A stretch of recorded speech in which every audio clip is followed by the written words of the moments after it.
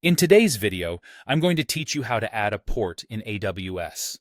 Now, whether you're a seasoned IT professional or a newbie trying to get things up and running smoothly, this step-by-step guide will help you open a port on your Amazon EC2 instance in just 5 minutes. So, let's dive right in.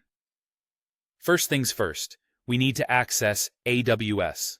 Open your preferred browser and search for AWS. If you're not logged in already, go ahead and sign in to your AWS account. Once you're in, we'll head over to the Amazon EC2 console.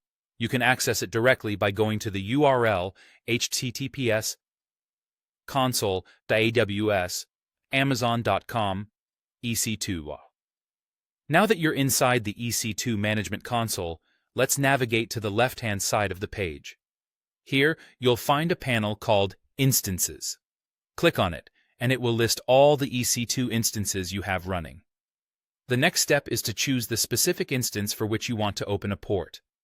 Make sure you select the correct instance to avoid any configuration mishaps. After selecting the instance, look towards the bottom of the screen and you will see a panel with several tabs.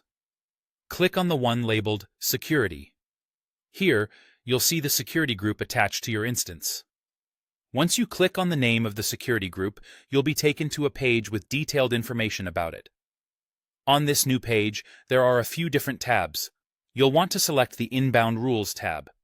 Once there, look for an option to edit these rules. It should be pretty visible, usually a button that says Edit Inbound Rules. Click on that, and let's move forward.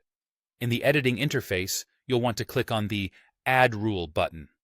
This is where you define what kind of traffic can enter your instance. You'll start by choosing a protocol for this rule.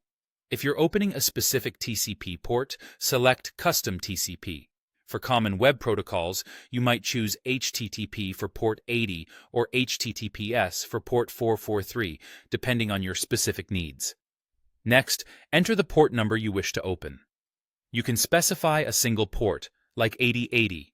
Or, if needed, a range of ports by separating them with a hyphen, such as 8000 8080. It all depends on your specific requirements.